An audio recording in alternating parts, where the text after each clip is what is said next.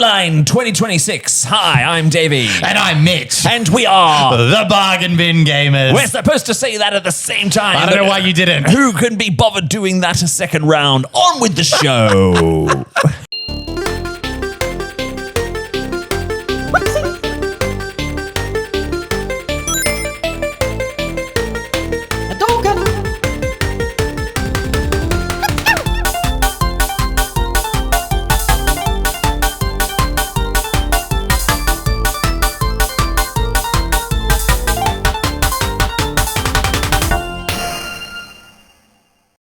And this is the podcast and YouTube show where we put the gay in gaming. Whilst gallstones.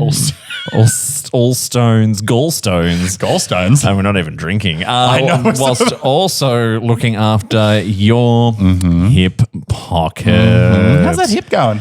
It's going well. Happy Dry July. Happy Dry July to those playing along at home. Yes, happy Dry July to you, dear listener and viewer, because this is a rare YouTube edition. We're not at the Bulldog, we're at my house.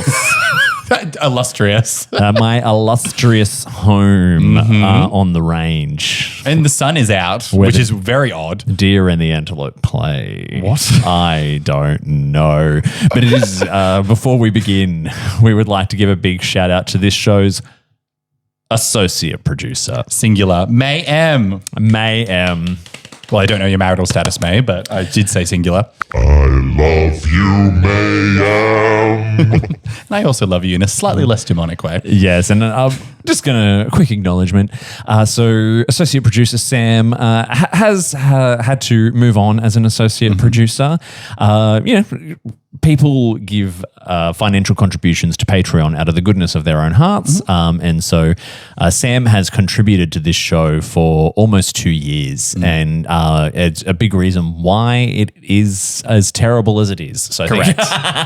No, I've known Sam for a long time. He's helped me out with a lot of my shows and podcasts, and he's still cheering us on from the sidelines. Yes. So thank you so much for everything you've given us, Sam. Yeah, thank you, Sam. Yeah. I would love it if you could give me one more edit before you do hang up the handles. But thank you so much for the support all along the way. Yes, but if you would like to help keep this and other BQN Network podcasts coming to you every single week, why, Mitchell, why don't you sign up to be a patron over at patreon.com/BQN and take Sam's place as associate producer? I want to have a funny little voice thing. And if It only works on my microphone, bitch. And if Patreon isn't your thing, the best way you can help us is by leaving us a 5-star review on Apple Podcasts, Spotify, or your preferred platform. It helps others to find our show. It certainly does. It certainly does. And we've been getting a lot of love lately, lots of comments, and we've been getting more reviews on these platforms. Because I've started saying that new little thing that we have for the Patreon. Exactly, yeah. And the download statistics are just going, they're up. They're up. I'm not going to say they're going wild, because that would be a bald-faced lie. But we don't lie on this show. Exactly. But they are doing well.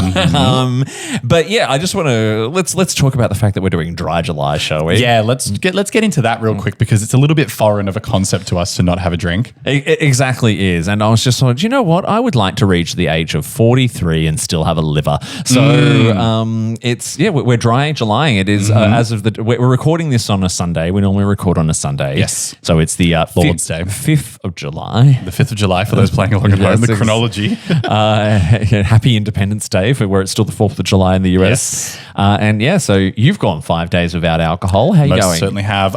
It's been maybe a little bit longer than 5, but that's just because not last weekend, the weekend before, I put myself in basically a slight coma. The whites of your eyes. I know, isn't that strange? I haven't seen those for years. Usually they're yellow or red. Is your skin glowing? I think it is. Or is that the mushroom I ate earlier? I think it was that. We're not I'm not on mushrooms. We are doing proper Dry July, not California dry. But what's it called? No, it's been really nice. Like, I just need a bit of a break. I've got some health stuff going on and just wanting to be a bit more clear. I want to have a little bit more clarity of my life. Yes. And what about you? You've been dry for a while now. At your old age. Barren. Absolutely, there is a tumbleweed going through past all that cracked soil. No. Marriage. I did a bit of a ramp up. I started my Dry July at the end of June, and I am totally amazed at my willpower. I'm I'm fucking incredible, if I can just say. I would second that. I am doing really well.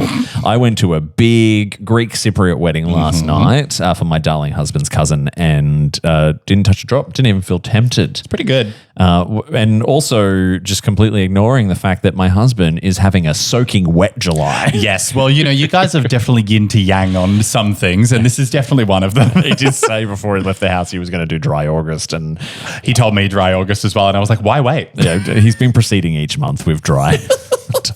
Love you, darling. I don't know about you. Are you doing the donations? I haven't started. I didn't know it was like an official thing. I know that's really stupid, but Davey started posting about like the donations, and I was like, oh, should I have signed up to something? It's like Movember. I always forget that it's like an actual thing that people donate to. It raises money for cancer research. Oh, see, I was just doing it for which is an important thing. Well, exactly. Health. You can just do it for your mental health. You do not have to raise money, but I love a cause. You do. I do love a cause. I'm going to have to donate to you, So actually. I'm going to pop my donation link into the episode notes and description. So please donate if you can. The cost of a beer, which is about $25. And if you guys want to donate to mine, just subscribe to the Patreon. Exactly. But I've been doing that as a little strategy. Like, for example, I was tempted to have a drink when I was in Sydney for work recently. And instead of Sydney does that to a man. I donated to my own page instead of paying that's cute. For alcohol in the hotel. I like that. Yeah, so that's how I'm getting by. What, you put $35 happy hour beer on there? Exactly. Those 2 pints that I would have had to have taken out a loan for. Listen, shout out to Crankshaft, by the way, big fan. Yeah, Crankshaft. I also don't mind a Bolter's XPA. Oh, I'm a Bolter's not a girl. Okay, let's not start talking about what alcohol we like whilst we're trying. Licking my lips. That tasty hoppy goodness. But let's pivot on to what we're all here to talk about, which is gaming. We love gaming. We love to game. We love to game because we are the Bargain Bin Gamers. Everything is a song today. We're singing, I can't believe he didn't put on a funny voice for that. Oh, don't. Tempt me with a good time. Chortle, chortle. Chortle, chortle. Chortle, chortle, chortle. So tell me, Davey. Yes. For those listening, he just did a big eye roll at me. Yes. Yes. What have you been playing as of late? Yes, I've been diving into. Well, actually, I haven't listed this in the notes, but I'm determined to finish Assassin's Creed Shadows. Yes. Nearly 100 hours at this point. Ubisoft really says, you want a life? Give it to me. We talked about it so much a couple episodes ago, but yeah, it's I am going to finish the fucker. But what I did pick up, and it's not exactly a bargain, is The Adventures of Elliot, The Millennium Tales. Shout out to our friend Elliot. Just a shout out to Elliot. Have you heard of The Adventures of Elliot? Literally never, but I did leave 8 years of them. So. It's a okie dokie. It is a Square Enix game. So it's one of their 2D HD kind of like spritey looking Japanese RPG. Okay. Plays very much like A Link to the Past from the SNES, where it's more like there's no turn-based battling. It's just like, action adventure. So super cute art style. Do you know the 2D HD, like Octopath Traveler and all that? Or it kind of looks like it's like a cleaner PlayStation 1 graphics because the polygons aren't all jaggering everywhere. Oh, I kind of know what you mean. I don't know if I've ever played like one of those specific games though. Yeah, well, it's fun. I've described it as like the cozy game version of a JRPG. You're looking it up. What's it called again? Adventures of Elliot. Adventures of Elliot. Just because you want to see what the art style looks like. Tell me more. Yeah, see? Oh, yeah. Yeah. Oh, that's cute. Yeah. Oh, it's like 2D sprites in like a three-dimensional space. Three-dimensional space. Makes sense. Oh, did my accent come through a bit there? Makes sense. And yeah, the reason why I describe it as the cozy version of a JRPG is because it's challenging, but not too challenging. And after wanting to tear my eyeballs out with Assassin's Creed for the last month, it's nice to just play something that's like just chill. It's chill, but still fun. I've kind of turned the difficulty down to sort of let's just enjoy the story. You're a noob. which was also coincidentally what I've done to help me speed up finishing Assassin's Creed. I changed the combat to forgiving. Forgiving was the and there is a whole episode to be discussed about easy mode, but we won't get into that right now. The only thing I will say about the Adventures of Elliot, the Millennium Tales, as a bargain bin gamer, it's a full price $90 game, right? And there is a lot of game there to be found. But you saw what it looks like. It does. Yes. That to me screams $45. Yeah, $45 for that looked not terrible. And I mean, like, assuming that the story isn't like AI slop, I'm sure it's great. It's Square Enix, so I doubt it is. It's alternate universes, time traveling. It's really quite cute. There is some like grating voice acting in it at times. Oh, there's voice acting. No, the voice acting's fine, but it's got there's like a little fairy that accompanies you. That remember the fairy in Genshin Impact? Oh. Paimon says you need to do this. Like that all the time. So it sounds like a lot of the fairies I know up north. Yeah. Okay. Well, anyway, it was nice seeing your apartment earlier, by the way. Yes, he came and saw my brand new apartment. I did go and see his brand new apartment. It was Very good. nice. But anyway, yeah, that grates on me like you wouldn't believe. Yeah, I can imagine. I hate those assistant characters. There's like some that I really enjoy. Like I think we've spoken about it. Like you've played Darksiders, haven't you? Yes. There's like long the time ago. Watcher in that, and he's quite good. I think he's voiced by Mark Hamill. Maybe that's why. And he's quite good as like an assistant. And then you've got the opposite, which is like that Paimon, where I'm just like, you are annoying me. Why Let me play the game. do you have to squeal at me? Yes. Is what I will say. Combat is really, really fun in it. I'm finding that a lot of people played the demo and said to me like, "Oh, the demo was a bit meh." And I'm like, "Oh no, it starts to layer and build, and there's all kinds of cool little things that you can do with the combat. Like your little assistant can light on fire, and you can control them with the right stick whilst doing other stuff with the left stick." And I think it's quite a gem. It's quite a gem. What I would say, put it on your watch list. I'd wait for it to come down in price. I kind of, it's been reviewing really well, which is why I'm like, I'm going to give this a crack. But I kind of wish I didn't pay $90 for it. That is a lot. It is a lot. It is a lot. And the other one I've been playing, which we're not actually going to talk about at all because we're covering it on the next episode, is Star Fox. Yes.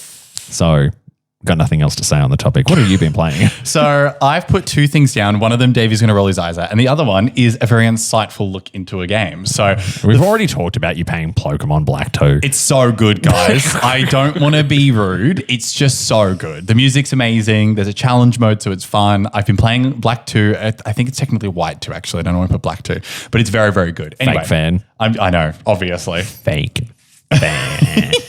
The other one that I've been playing, and now this is going to our bargain bin gamer roots, by the way. Look at me, I'm repping the brand. I was having a bit of a look a couple days ago. I think it was on Friday because I wanted to play a new game, and I didn't want to spend full price for a game because I'm feeling cheap. And Sorry. did you get very far? And the game that I've really wanted to play, and it was on the Nintendo eShop, and you've been playing a lot of third-party games that have been coming onto the Switch too. And I was like, I'll take a feather from Davey's cap. It's NieR Automata, which is a game that I have been meaning to play for, I think, since it came out. And have you ever, is NieR Automata part of a series? To my knowledge, it is. This version that I've got, NieR Automata, the End of Yora edition, is like the expanded like DLC edition on it as well, to my knowledge. So it's the original game that came out, the big one, plus all the extra info that's been added to it, downloadable content. Now, I picked it up on the Switch too. It's currently on sale on the eShop for $22 Australian. 22 Australian dollar. 22 Australian dollary dues. What a bargain. That's what I like to say. So I picked it up. I've mostly been playing it in handheld because I've still haven't set up my TV for my Switch 2 yet. Yeah. It actually runs pretty good. Okay. I don't know what to expect from it. I've seen gameplay. It's kind of almost it's almost like a Dark Souls meets like a bullet hell is kind of how I would describe the gameplay. It's quite fun. It's obviously like a JRPG style-y game. The characters are really good. My knowledge of the game is that it's kind of like an Asimov's like 3 rules of like robotics. Like it's kind of very like, there's a lot of philosophy in it as well. So I kind of want to sink my teeth into it a bit more, but I could not go past getting it for $22. So I picked it up. I've just started it. My initial impressions are it's very good. It's got nice voice acting. The characters are very nice. I'm probably 45 minutes to an hour into the game though, so I don't really have too much to say on it. Watch this space. I'm really excited to give it a good look. But I just thought, wow, for $22 for a game that won awards when it came out. We love that is awards. an absolute bargain. But yeah, I'll have more to say on it once I finish it. Well, I will say though, I love when you kind of like, here's a franchise that I know is well established. It's been around for a while, and hey, it's cheap at the moment. I might dive into it, and then you turn out, oh, actually, I could be a fan of this. Well, this is the thing. This is like why gaming as an adult is kind of a double-edged sword, which is I don't have all the time in the world to play it. So a brand new release of a brand new game that might have a ton of hype, I might accidentally miss it. But it means that like down the track, once everything's died down, the price gets a little bit lower. I have a bit more spare time. I get to play it and I get to experience it almost alone instead of having like the internet buzz about it. Oh, there's a girl character. Wah, wah, wah. Who cares? Yes, and like that way there's no noise. Yes, like say for example, I've been playing Star Fox and it's been completely filling my feed. Of course, like it makes its way into the algorithm. Yeah, which I mean, there is a joy in experiencing a new franchise with the rest of the world and the community at the same time. But then sometimes it's just like, I'm just going to discover this on my own. Just for me. Just going to just wrap my arms around it tight and pop its head off. Very excited. And I'm also excited for it to actually tell me something. Apparently it's very philosophical. So I'm excited to learn more. A JRPG that's philosophical? You're joking. I will not hear of it. Unheard of. Breaking brand new ground. But yes, walk, don't run, and go and get it, I would say. Just forget the test. Sorry. But I would recommend it just because it's obviously come with like the DLC. I'm just keen to see how it plays on the Switch too. But yeah. Well, stay tuned, listeners and viewers, to hear more of Mitchell's opinions on NieR Automata, the End of Your Heart edition on Nintendo Switch 2. Correct. We'll be right back. Actually, no, we're not going anywhere. We don't have ad breaks. We don't have ads. I tell you what, Mitchell, let me ask you a question. Do you enjoy owning the things you pay for? That's the only reason I pay for them. Well, guess what? Get fucked. Sony's decided that you get nothing in the near future. And so our gaming news of note today is actually going to be our entire main topic for the episode. Bye, Miss Physical Media Guy. I don't know where I'm going with that. I can't believe that we got the collapse of physical media before GTA 6. I feel like GTA 6 has apparently kind of kicked it off. That's the thing. No, I was referencing a meme. Okay. Sorry. All good. Well, that too. So, I mean, we're not breaking any news here, right? We're simply two white guys with a podcast talking, giving our opinions on it because that's groundbreaking. Thank God we've got us. But yeah, like the gaming world has just been turned on its head in the last few weeks. And it all started with Rockstar confirming, first of all, GTA 6 finally coming this year, November, I think it is. Yeah, ready for Christmas. Yeah, ready for Christmas. But and people have been pre-ordering it in like EB Games and JB Hi-Fi and bricks and mortar stores for quite some time. But there's going to be no disc at launch. So what, you're going to go and get a box with a piece of cardboard. Get a box with a piece of paper in it with a download code. I mean, at least Nintendo gives you a card that you can stick into the Switch, and it will still licenses the game and downloads it. And it's going to be expensive too. Yeah. So standard edition US $80, which should probably be like well into the hundreds for 110, us. I reckon. With the ultimate edition at 100. So I reckon it's almost double sometimes. So I reckon that US $80. In fact, I'm actually going to look it up. We have to know. Grand. Yeah, go on. But for that, you are right, where it's like, that cost, and obviously we're going to get into the nitty gritty now, but it's literally just for an authentication key. You don't actually get the game. So if something was to ever happen, you now don't really have that game. So $129 is the pre-order price at JB Hi-Fi and $159.95 for the Ultimate Edition. That is nuts. That's on the PlayStation Store? No. That is on. The Ultimate Edition is $159 on the PlayStation Store. Yeah, freaking hell! I know that is so much to spend for a piece of cardboard. I know, and it got spicier because there was just more and more layers of this started to unveil themselves. There was reports from the Hollywood Reporter that there are no plans for GTA 6 discs to be printed, not at launch and not months after. So it may be a code in a box forever. But then I think Rockstar kind of came around and said, actually, no, there will be a disc eventually. I don't think we've gotten a time frame for when that will actually be. And people have been pissed about that. Understandably. People have been pissed about it, especially people who have already done a pre-order. Well, yeah, of course. It's like that, not to get too topical, but it's like, like the original Tesla people when they would put in money for it. And then it was like, oh, actually, the car that you've pre-ordered, you actually don't get it. We have to make all these changes. And they're like, well, what have I pre-ordered? Yeah. So like you've given your money. I mean, I'm assuming they're not paying full price to pre-order, but you've put your money in to own something. And now it's like, actually, no, you don't own it. We'll allow you to play it. Yeah. But you do not own it. And you're diving into some of the, I guess, nuances. God, I need to stop using that fucking word. You love that word. I'm gonna do like a taser every time. Every time I'm gonna go. Nuance. If you said it like that, I'd be happier. I'm just gonna press that button every time I say the word Nuance. from now on. Yeah, picking up on My nuance. I'm gonna do a nuance counter. Little saucy minx. We're having a serious discussion about ownership.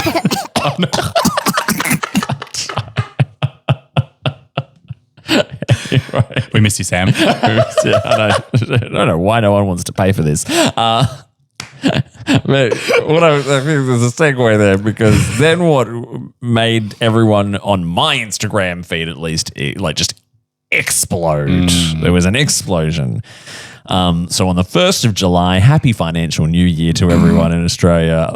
Sony announced on the PlayStation blog that physical disc production for all new games releasing on PlayStation consoles will be discontinued starting January 2028. That's insane. With no impact on games released before that date. But I'm imagining that this is also probably a bit of a this is probably when the PS6 will probably...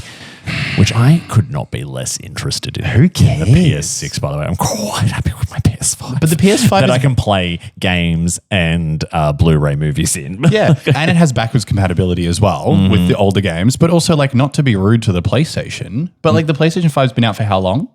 It came out, didn't it come out 4 years COVID ago? year, 2020, and you couldn't get one for love nor money, and the price of it is continuing to rise. But they've barely given it any love. I mean, there's been some good games, but it's nothing like the PlayStation 2 or 3. Most stuff still releases on the PS4 as well. Exactly. It's, I don't know. What a stupid move. Anyway, I'll get into my thoughts. Yeah, and we're going to talk a lot about this, right? So, and for accuracy, it is new releases from January 2028, and retailers will still sell games just as digital codes. But there's, and in a very on-theme twist, the same day Sony announced that it's also closing the online digital stores for PlayStation 3 and Vita. So I guess if you're playing those, get fucked. As of early August 2026 in some markets. And I mean, I don't know if there's a lot of people still. I mean, the Vita had a bit of a cult following. I don't know how many people are probably still playing PS3 online. Yeah. But there's big questions around what that means for anyone who has purchased games on those storefronts and is still using them on that hardware. Yeah. And also as well, there was something similar where they have their online film service, kind of like iTunes, where people have actually paid to quote unquote purchase, not rent, but purchase the film. So it's not a streaming service. They go and digitally buy that film. To their and they device. killed something like 500 movies off of that service that people had actually paid for. And it started to really bring into this question of what is digital ownership. And it seems like a lot of people are saying, well, you buy a license now for a product that you can be taken away from you at the whim of the digital distributor. Which is true. Yeah, and I'm guessing that's going to have to start being written into end user license agreements and all that kind of stuff. It's not a very consumer friendly process. Do you know what I mean? This is very anti-consumer, but we'll get into it. But it's just. What was your reaction when you heard the news? My reaction to it was, this sucks. Because I come at this from a slightly, I mean, I can't speak for you, but growing up, buying the game meant that was the game. You got it, right? You owned it. This was the thing. This was the only expense. Now, this is now a compounding expense that people are going to have to constantly fork over. This is now probably going to be online most of the time. You'll have to have an internet connection to play these games, which some people might not have. And, it's pricing out the competition, even if it's in such a small margin. But, I'm from like a really poor family. We used to buy a game. That was the game. I didn't have internet. I got to play the game. Now, kids have to have the internet logged in. You have to make sure you've got constant connection. You have to make sure you've got this thing. And that could be taken away from you at any moment. At any moment. And you spent your money. Like your money is not going as far as it used to. Yeah. And I'm starting to sound like a boomer. Yeah, but even investing in so take the PS3, for example, right? So if you've invested in that online marketplace, eventually it's not going to mean anything to you, right? Yeah. So whereas if I bought a physical PS3 game back in the day, at least I can still play that on PS3 hardware, but any of the digital games, the same, like I have, even though we're going to weigh into whether we prefer to buy physical or digital, I'm kind of half at this point, right? But I have lots of games that I have paid full price for digitally that I feel like as the hardware and everything evolves, I don't own anymore. Yeah, because it's been left behind. Or there could be some kind of, games get delisted and all that kind of stuff as well. Well, that's the other thing. Like you can play some of these, like you were talking about the PlayStation Vita having like a bit of a cult following. Games also get them as well. And some of these games that might be more of a cult following, maybe they don't have the player base that they need. Are they going to be the first to be culled? And then it means like if I had the physical version, I could play it forever. But if I've only got the digital version, it's like a prisoner to whether it performs well. It's like a Netflix show almost at this point. Like it's only going to be renewed or kept on because people play it. But I love that game. Yeah, and so look, I guess, okay, times are a-changing, right? Times are a-changing. Old man yells at cloud. So one of the first things, what we want to do today is go through what some of the pros and cons could be. But before we dive into those, I did a little bit of research, right? I thought, okay, so there's got to be, maybe from an environmental standpoint, it's really good to stop this, or from a cost standpoint, right? So I thought, okay, this could very much be a cost thing because I know with the cost of RAM, because of the AI boom and all that kind of stuff, it's making it much, much harder to have like physical hardware and shit like that lying around. So maybe they're trying to go more green. I don't know. Oh my God, they're going paperless. But on the economics of producing a disc, so manufacturing and shipping a physical game is about 5% of its retail price. So $6 on a $120 game. So that was never really the expensive part. Yeah. From the same source, I found that on a US $70 game, third-party publishers keep $35 physical versus $49 digital, so about 40% more. And platform holders like Sony keep 65% physical versus 100% on their own digital store. There we go. Interesting, right? All three platform holders take a standard 30% cut on digital sales, going all digital doesn't remove the middleman. It makes Sony the only one. So, and this costs me cents to press. Yeah, not surprising. Whereas Switch cartridges, for example, cost several dollars, reportedly up to $30 for high capacity ones. So for things like, probably for like Cyberpunk, which was completely on the cartridge. Because they keep putting that tasty stuff on the cartridge to stop kids from eating it. Hence the key card. So, and the other thing as well, which I haven't listed in the notes here, but this was something else interesting I came up with is, game companies like Sony have never, ever been a fan of the pre-owned market. Not surprising.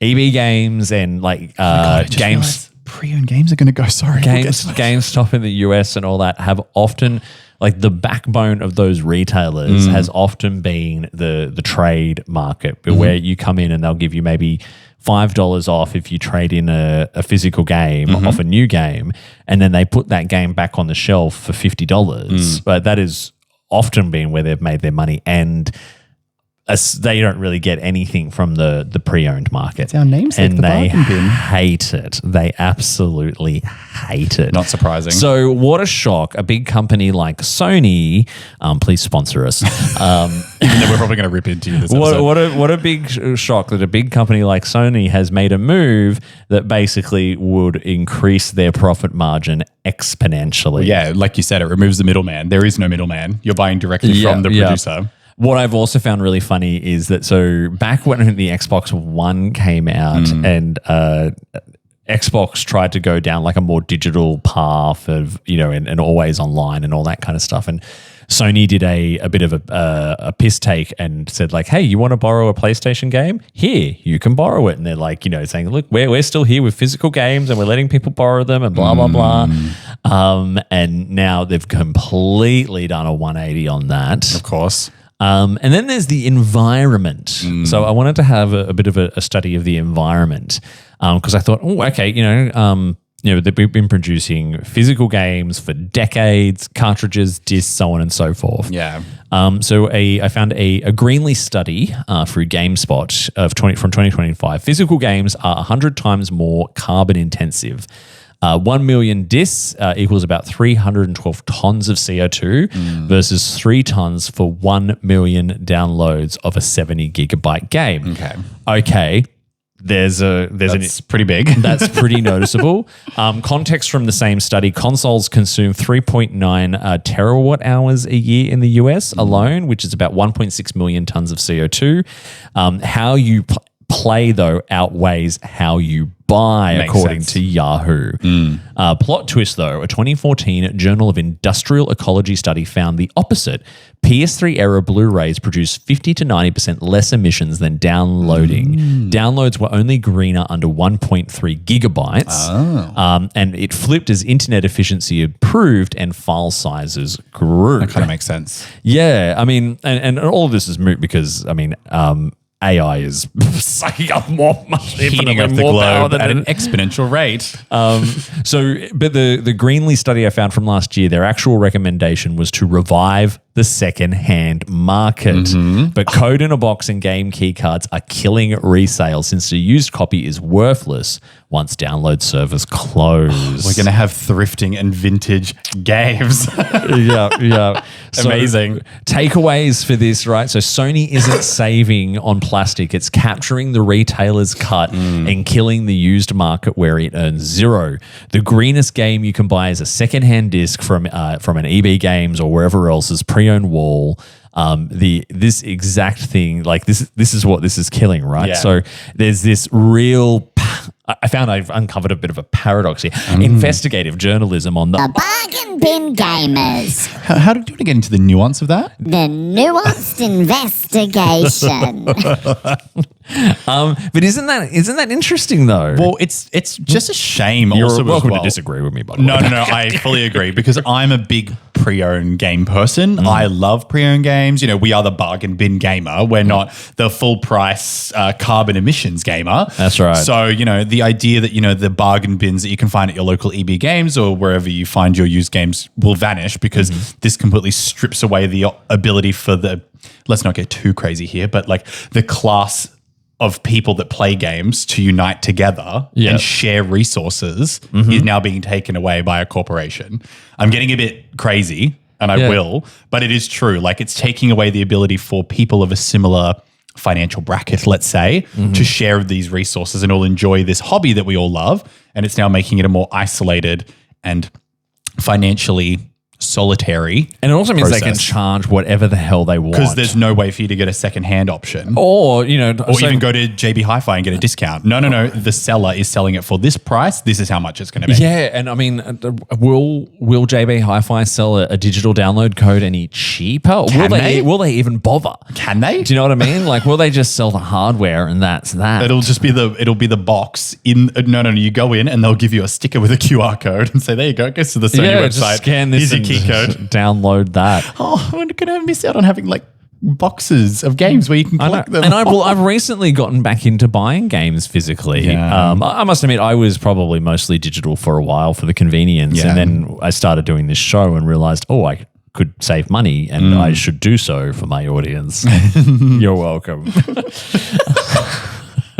But I've rediscovered that joy of going to the store and getting the new game, or these days I get JB Hi-Fi to do same day Uber delivery when a new game comes out, so I don't have to go to the store. Oh, the luxury life you lead. Oh, but I remember like the glory days of like the Xbox 360 and the PS3. When I was living and working in Canberra at the time, and I was in a very nerdy IT office with lots of fellow gamers, and we all played games online together. And when there was, a big new game coming out that everyone was talking about, it would usually come out on like a Thursday or a Friday, and we would all like slowly just kind of slip away at some point during the day to go to EB Games or Game at the time, which doesn't exist anymore. Yes. And get our pre-ordered copies. And then, we would all try to, basically Get out early. Ditch the wives, ditch Misso for the evening and... You idiot. See, so we go and play the game. My knowledge of like this, and it's like as an adult, like I prefer convenience every now and then for it, but I have some really vivid memories of being young and going to like Churnside Park. Vivid memories of being young.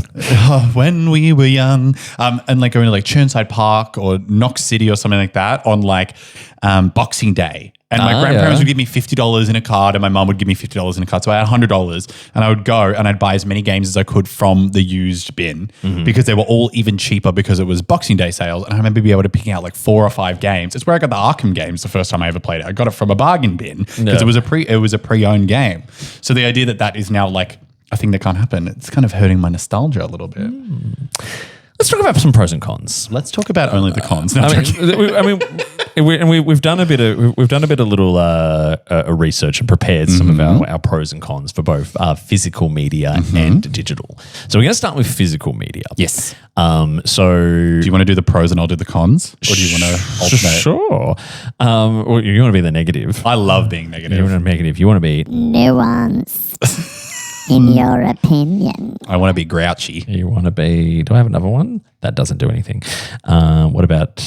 That one. That is me. That is... What about a small robot? Is that what it's called? That's just chimes. I don't know what that does. Anyway. He would play with that thing all day. All day. Like to fiddle with me buttons. Till he goes blind. Physical media. Yeah, go on. Pros. True ownership when it comes to the game. Lend it, sell it, trade it at EB, gift it, will it to your grandkids. I mean, at this point, it might be worth it. No license revocation ever. So it is a thing that you own that someone cannot take away from you unless you have a home invasion and they steal it. Physically steal it. Home invasions are not funny. No, they are not funny. Do not rob me, please. Yeah. And I guess the con to that is, a lot of the modern physical, what we currently call like the physical cartridges, really isn't enough. Oftentimes it'll be like a code in a box, which is the upcoming process. But things like the Switch 2 game key cards, they're like massive one-day patches, and the disc is sometimes even just like a license key. So realistically, you own the license to the game. Yeah. You might have a physical copy, but it might not really be the physical game coded in there. So, there's a bit of a con there. Well, this has oddly reminded me of something else I read this morning. I think this was from Digital Foundry, where they hypothesized that the reason why they're not able to press discs is because the game is not ready enough for them to be able to meet demand to press enough discs for the November release date that they've set. I agree. And we all know how broken a lot of these big games are when they come out. And so therefore they won't go through pressing it until they'll release something that's going to need a lot of patching. Day one patch. That's 17 gigabytes. That's something that I've heard as well. And a lot of people are suggesting that even you buy a PS5 game now on physical, and I put it in, and then I'm still waiting. Yeah. Like 2 hours happen. for it to install and download patches. Exactly. I miss just buying a game and being able to put it in my console and play it. Well, this is getting off topic a tiny bit, but this is coming down to like the gaming industry and its importance, right? Like their priorities are different. Their priorities is to get money. It's not consumer friendly anymore. Back in the day, they used to make a full game and launch it and never patch it because it didn't need to be patched. Yeah. But now consumers have become complacent and they can release a game that's 85% done to get the money. And then they're like, oh, we'll give you a patch every now and then. But it's a full price game. We're getting 85% of the game. Anyway, I think for another episode. Wow. That was The nuance. It's a lived experience as a Pokemon fan. Lived experience nuance. preservation is what's being cited as a pro. And I know I follow lots of people on socials who are collectors, and I'm very jealous of the big rooms they have where they've got like lined walls of games, new, old, and somewhere in between. You know, a preservation is really important to the gaming industry, especially for someone like myself who has been gaming since sort of the late 80s, early 90s. And knowing that there are just games that are just disappeared and vanished that you can only really find screenshots of, right? So, you know, if I buy something physical now and keep my PS5, I can still play that as long as the PS5 is operating. As long as the hardware's there. Yeah, exactly. But, you know, I know you're going to throw in a bit of a Nuance. here about the con. What's the con? This con is actually kind of close to my heart, actually. But the con to that would be, you know, like the actual disc or the cartridge will degrade. You know, if anyone's bought like an old school Game Boy thing from like eBay or something like that, they don't really withstand the test of time. You know, discs scratch very easily. They can rot. There's sometimes if they're left in like moldy places and stuff, they get damaged. Also, a big thing as well, this is an issue that I've personally had. You can lose them very easily, especially little cartridges. If you are moving Switch or stuff like that, I've lost Switch cartridges and it has devastated me. That's because you're poorly organized. I saw your bedroom earlier today. Yes, he did. Horrendous. I still live like a single man. But with that, like once you lose that, just because you've got the save data doesn't mean you can play it. Like just because your console remembers it doesn't mean you get to play it. So I guess like the digital version means it's never gonna degrade physically. It's never gonna experience senescence. Look at me. What did you call me? I called you old, dear. And you also can't lose it. So I guess that's a problem, unless you lose the whole console, in which case, Yeah, and the degradation of these is real. Like I've heard of disc rot. You've got these people who are preserving games. They've got to keep them in very specific conditions and look after them. I know a lot of people are snapping up secondhand Nintendo 64 cartridges at the moment because there's been hardware like the Analog 3D and the Mod Retro, which is now really closely emulating hardware and like original N64 hardware. But they're buying all the old cartridges and they just don't work. Yeah. But you've got to learn how you can. I've seen videos demonstrating how you open them up and clean them and get them to work again and all that kind of stuff. No, you do not do that. It's the worst thing you could possibly do. Whoopsies. So yeah, like I mean, preservation is one thing, but it's something you have to focus really, really hard on. Exactly. This next one I feel like we've already kind of covered this a little bit, which is the price competition. So you know, for physical. You know, retailers, JB, Big W, Amazon. So, you know, they can discount it physical at launch. And that's become really, really appealing to me of late as someone who has just saved for a wedding and is also now currently saving for a house and has a husband who watches every dollar I spend. Old misso. I've seen how he drinks. You can buy a game. Got it. Love you. I know you don't listen to this, so who cares? Snap, bitch. I'm so sorry. You're dead if he listens to this. I'm so Mike, I'm not putting this episode on for you whilst you're asleep. Love you, Pike. Yes, it does make sense, right? Like if you, because you know what, Cosy Lives is a real Cosy thing. Lives. It's expensive. Gaming has become an expensive enough hobby as it is. Yes. Just the investment in the consoles alone at the moment, or if you're a PC gamer, you got no hand. Everything's just digital there anyway. Yeah. And that's something we haven't touched on. But you know when Star Fox came out recently. I could get it for $10-15 cheaper by just strolling up to Big W. Yeah.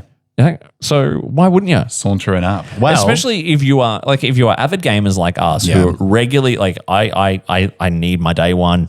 Yeah. And then there are a lot of games I care about and want like the day or week that they come out. Yeah. Because I like getting caught up in that hype. Yeah. So why, if I'm going to be doing that frequently, why wouldn't I do the cheaper option? Fair enough. That does make sense. You might as well get it cheaper and on day one. So. Yeah. Well, that's the issue sometimes that this current gaming trend is going towards, which goes to my con, is that, these physical media that we're going to be purchasing requires the hardware to play them. But a lot of these new hardwares that are being pushed out, and it's increasing ever more, don't have the capacity to play them. So you've got the PlayStation 5 Digital Edition and the PS5 Pro.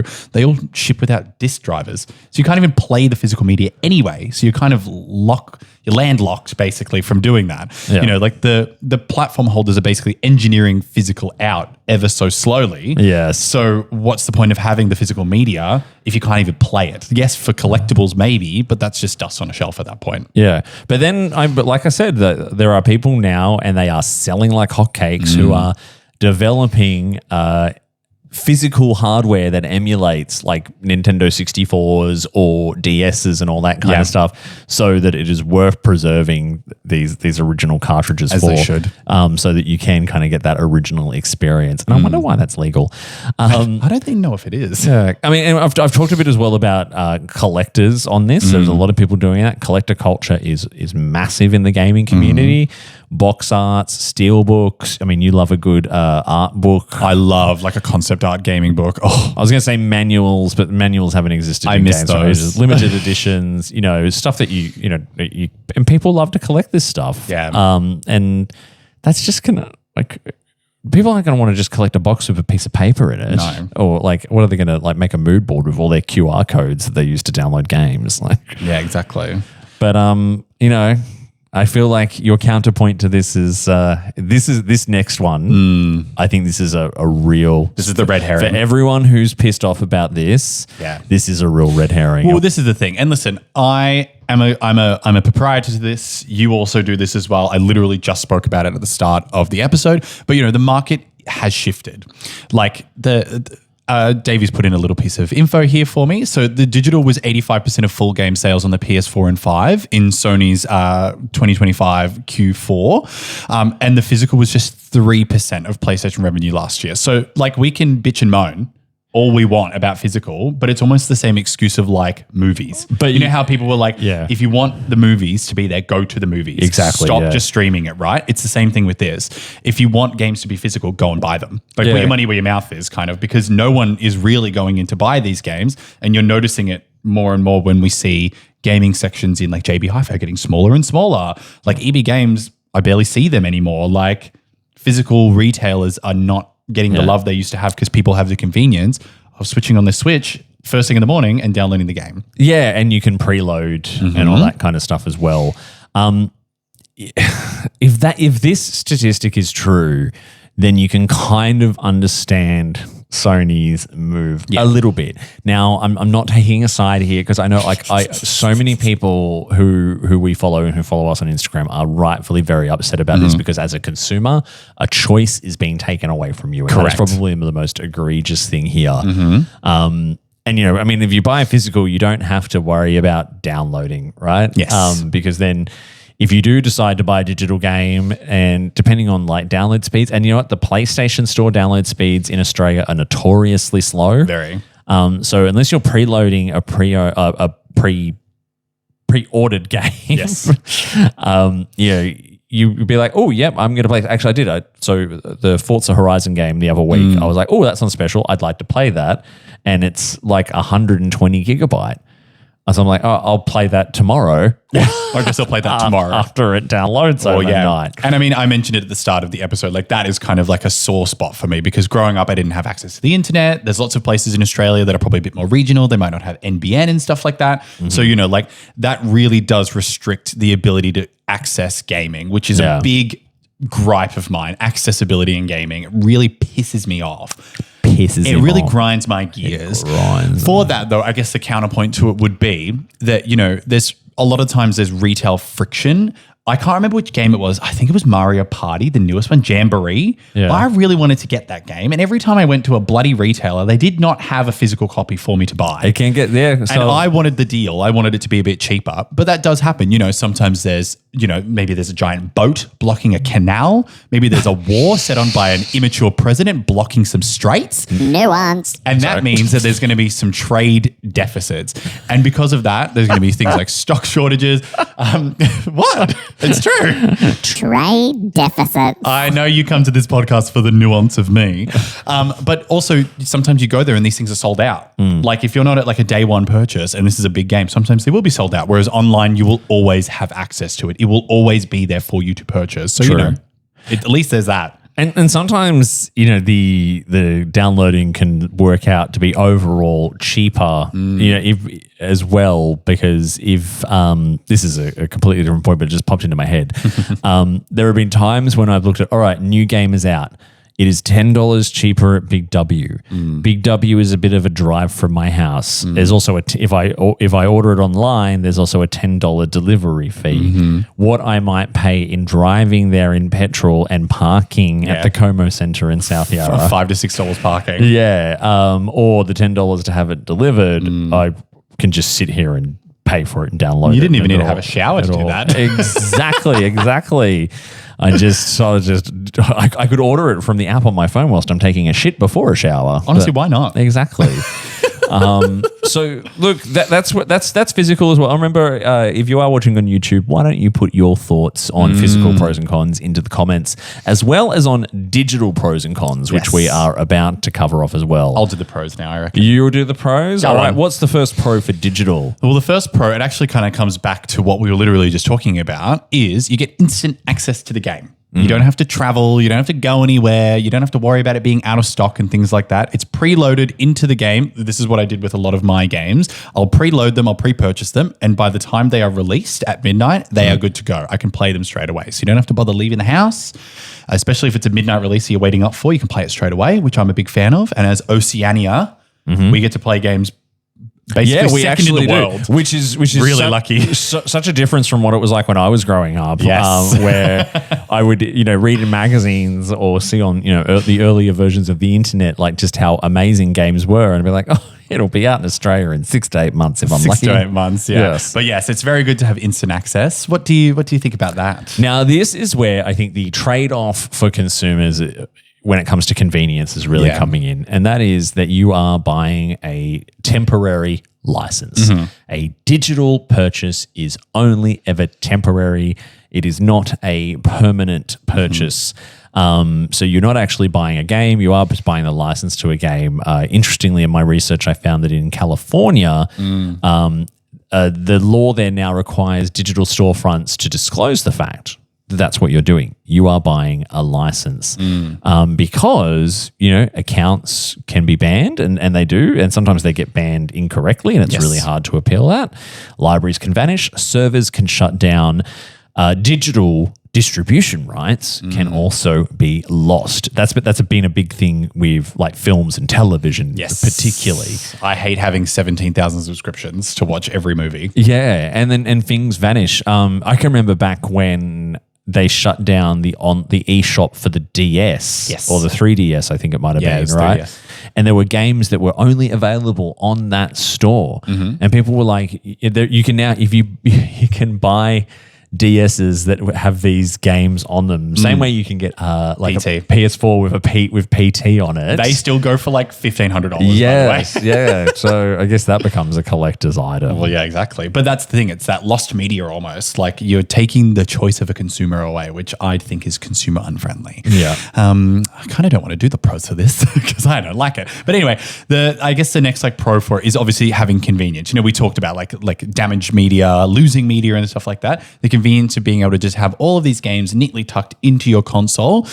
There's no like disk swapping and stuff like that. Also, as a small sidebar that I just thought of, it's less storage. Less storage space, people moving into smaller apartments, moving house and stuff like that. You don't have to pack all of your games. You don't have to find space for them. They're all on the console. Yeah. And consoles are made with a lot of space these days.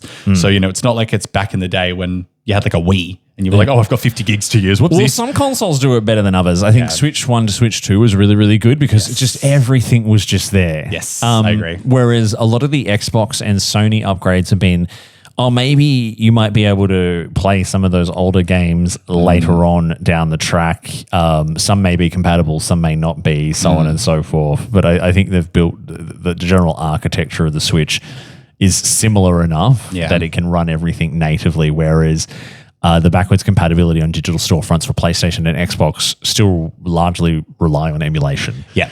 Which can be buggy. Yeah. Yeah. Not ideal.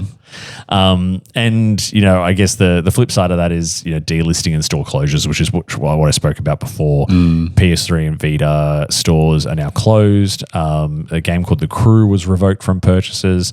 And interestingly, I found a stat from the Video Game History Foundation, which basically said somewhere in the order of 87% of classic games, so I guess 87% of all games in history are out of print.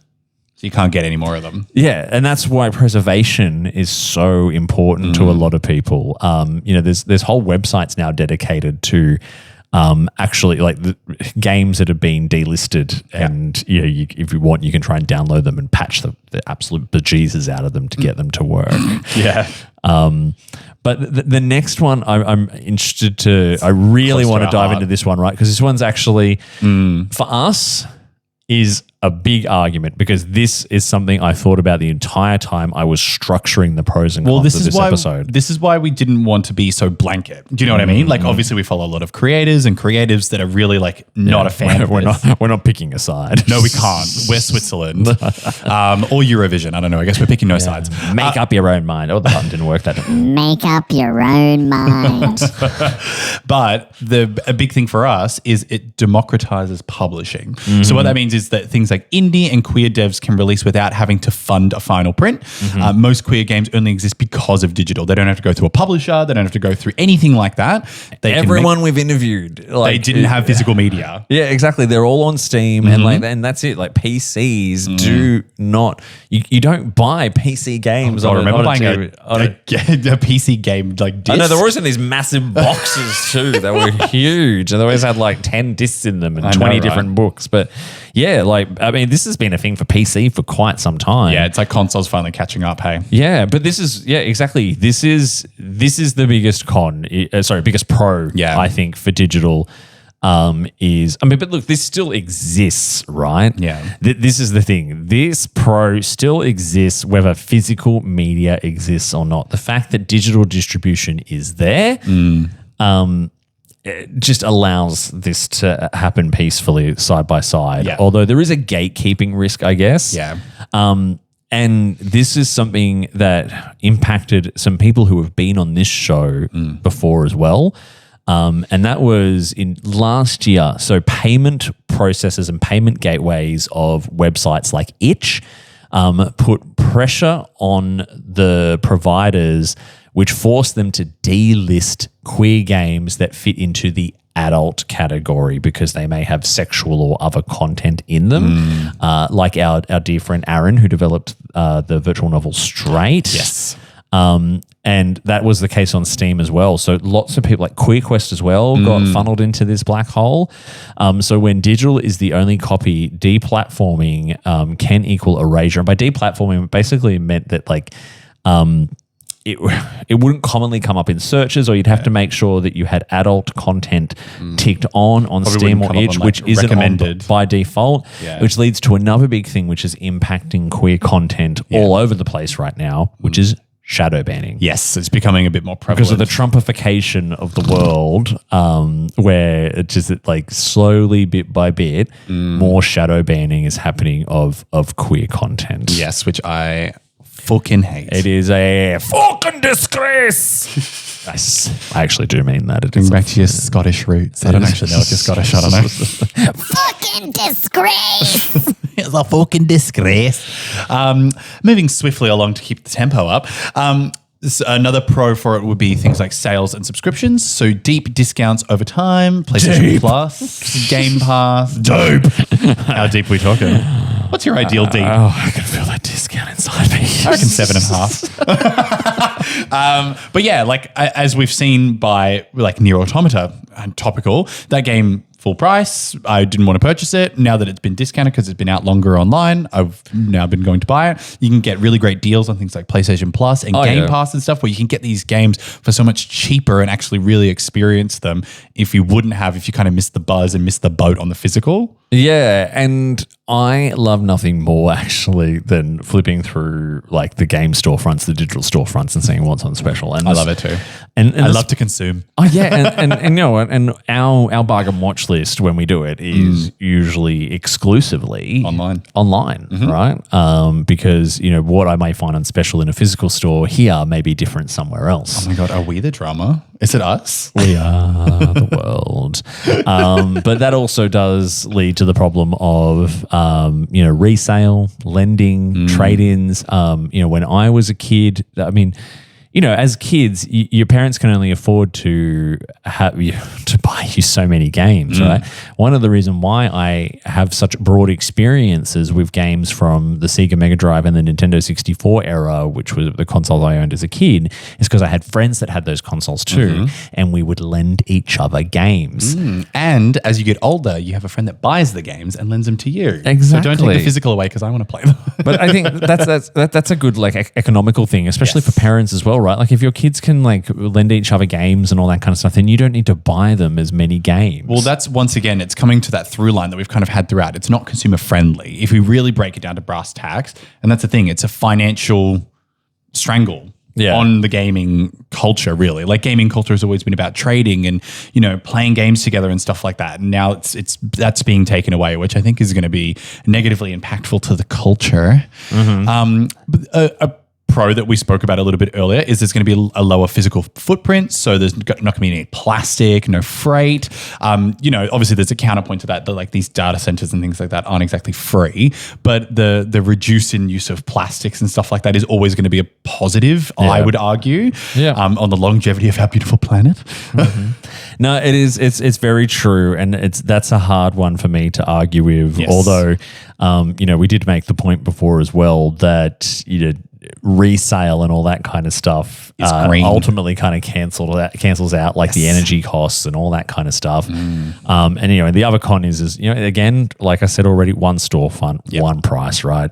The monopoly concerns there are real, and that's all I'm going to say on the matter. That's all I'm going to say on the matter. No other nuance. And then I guess like the final pro, which I've also already argued a little bit, is that accessibility factor. So there's no barrier for people with limited mobility. So if they can't access going into the stores easily or something like that, they can still, like getting onto online and things like that. If they can't get to the store, they can just download it. And you know, or if they're like really far from retailers, but also if you are financially not as able with like internet and stuff like that, if you can save up your pocket money, you can go and buy yourself a cute little game. Yep. Bob's your uncle. Bob's your uncle. Bob's your uncle. Anne's your aunt. Is that the expression? No. Mine's called Jackie. Yeah. Yeah. And download sizes, like I said. Yes. I mean, I don't know. GTA 6 will easily be over 100 gigabytes. That's going to be insane. I will be buying a physical. Oh, wait, I can't. No, you can't. I forgot about that. The funniest meme I've seen for it is a guy walks into his house like, oh, I'm so excited to buy a new game. And he opens up the box and there's just a piece of paper in there that says, fuck you. I think I saw that too, actually. So, look, that's kind of it for our pros and cons on this. And I mean, again, like, I feel like we're really sort of sitting on the fence here. It's going to be so interesting to see how Sony responds to the backlash. Yeah. You know, they could easily just say, well, screw you. It's, you know, it's less than 15% of our revenue. You're all buying things digital anyway. Yeah.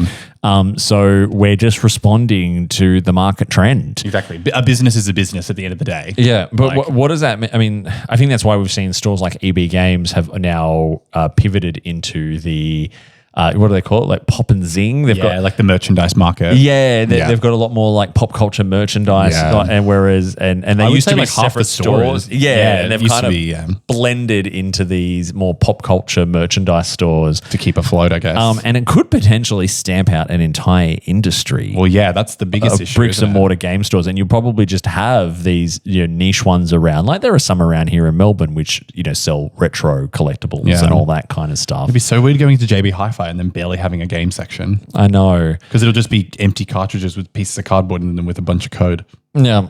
So we've probably given you a little bit to think about. I hope we presented some arguments here. Let us know your thoughts. Yeah, I do, because like I said, I know so many people who are sorry. And it's just so fucking nuanced. It is, mate. I've got. Oh my god, it's so nuanced. Yes. Stroth, mate. Sorry. Having way too much fun doing that. You are. Happy Dry July. Yeah, maybe we should get some liquor in him. But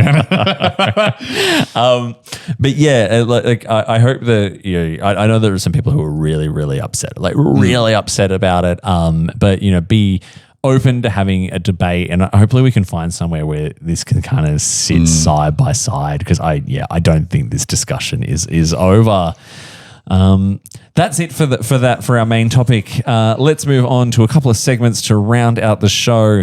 First of all, Mitchell, let's start with the release radar. Let's do it, David. Let's go with the release radar. So we are looking at everything that is going to come out in the week of this episode's release. So that is July 7 to July 14. Okay, well, it's not everything. It's a select list of things that are going to things that we are interested in a slight way. Exactly. So starting with the game Moonlight Peaks, coming to Nintendo Switch, Nintendo Switch 2 and PC, July 7, so the day this episode comes out.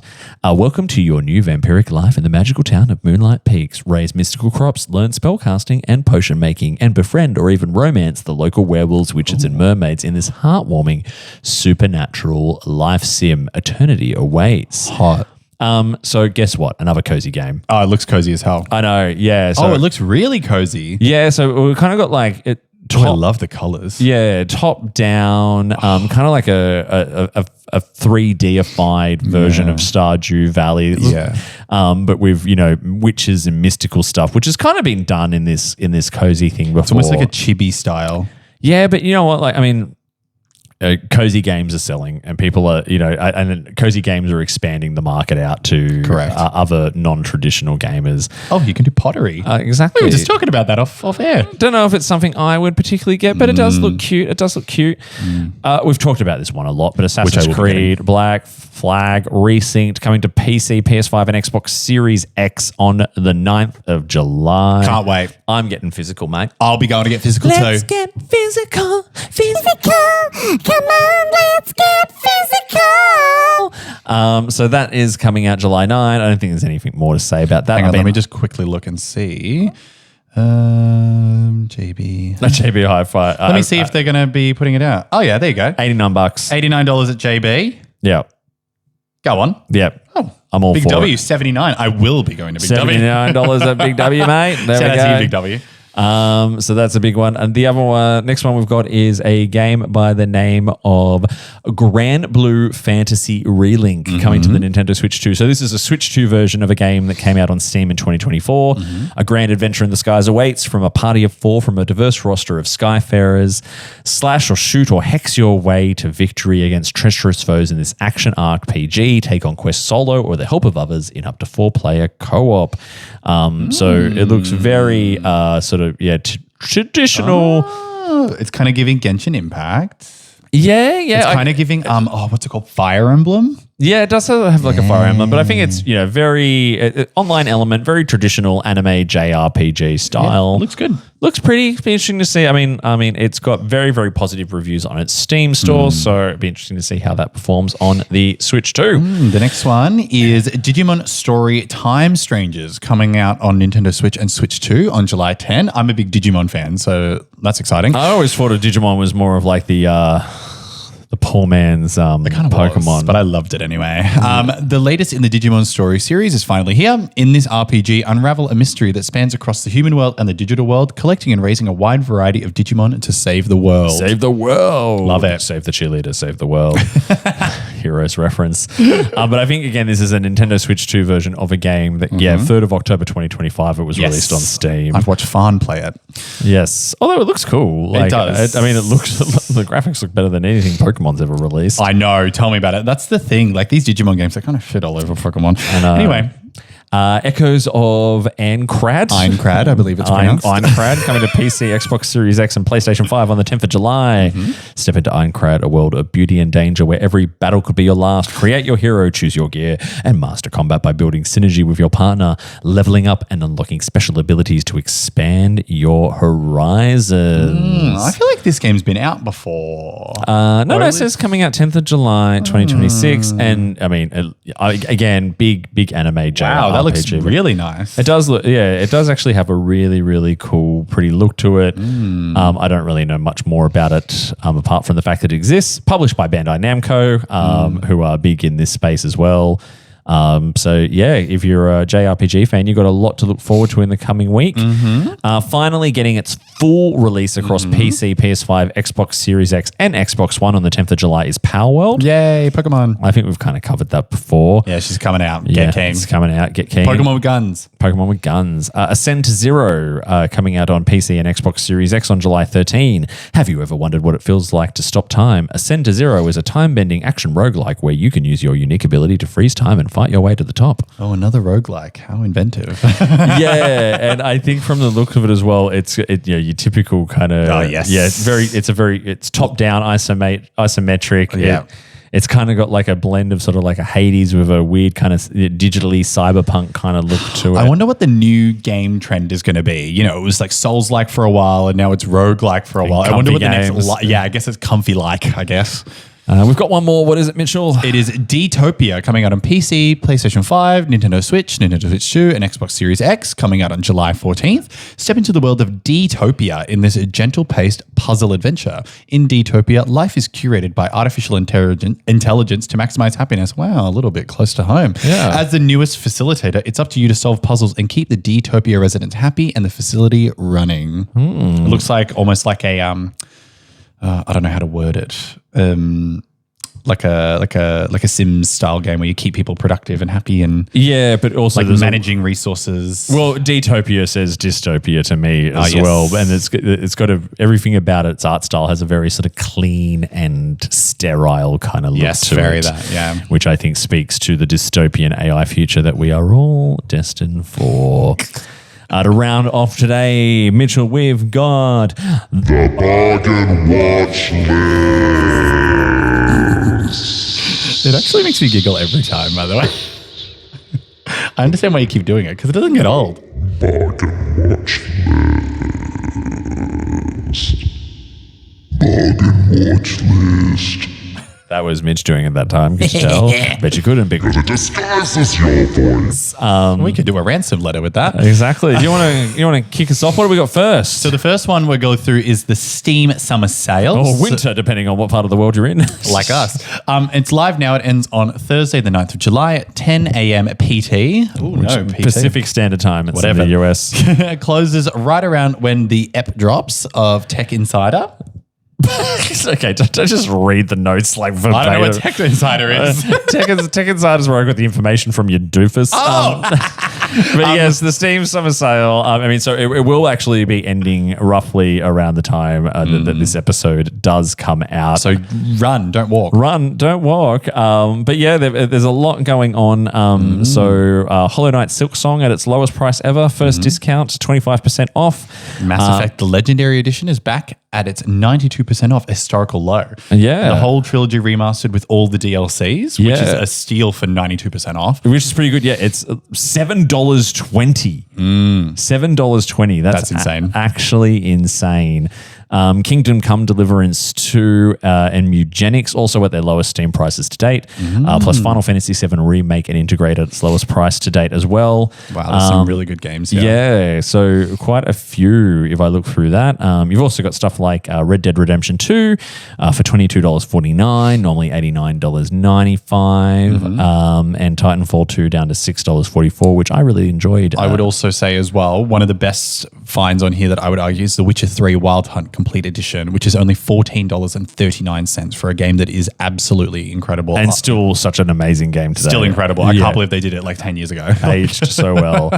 PlayStation's got some July savings, which is a sale that is live as we speak and running to the 15th of July, including Stardew Valley, which is down to $10.97, normally $21.95. Good price for Stardew Valley if you've never dived into it. What else have we got, Mitchell? Bloodborne, one of my all-time favorite games, which is down to roughly about $27. It's about 50% off, down from about $55. Yep. Darkest Dungeon 2, $18.58, down from $59.95. And a fabulous little game called Crow Country, which I've never heard of, but it's apparently $14.97. So go get it. Yes, and the Nintendo eShop on the Switch and Switch 2. So there's quite a bit going on, but there's a couple of games that these first two, I was astonished that these are so cheap already. So the two Final Fantasy VII remake games, the first two in the trilogy, which are only recently released on the Switch 2. So Remake Integrate is normally about $62.95 and is currently $22. It's about 65% off. Might actually play it. And Final Fantasy VII Rebirth is down to about $47.97 and it's normally $79.95. What else we got on there? There's Sonic Superstars on the Switch, which is down to $24.99, which is about a 75% saving, down from $100 for Sonic Superstars, which is kind of wild for Sonic, no offense. And then there's also Dave the Diver, the Switch 2 edition, which is down to $16.50, which is about 45% off, down from $30 dues. And for Xbox, hold your wallet. Hold your wallet. No, nothing really big to say for Xbox at the moment, but their summer sale is coming up very, very soon, predicted sometime around the 16th of July.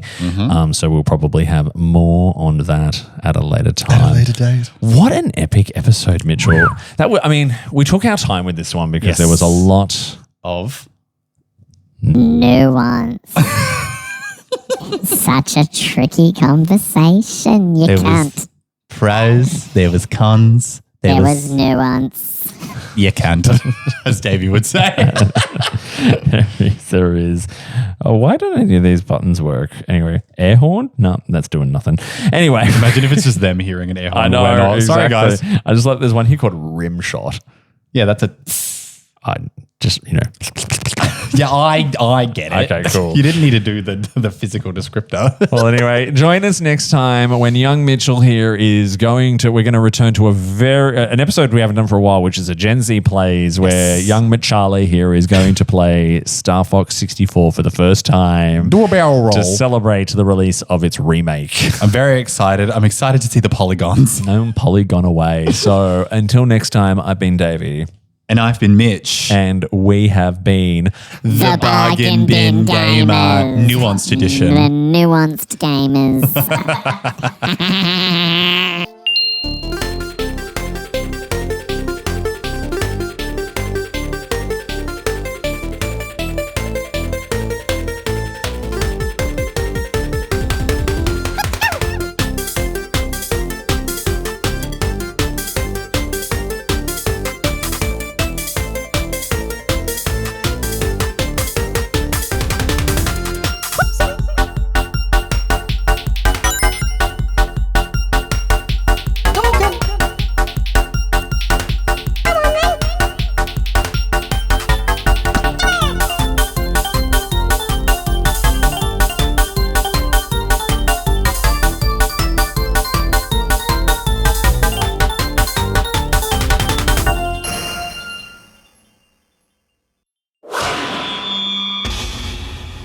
Double T Media.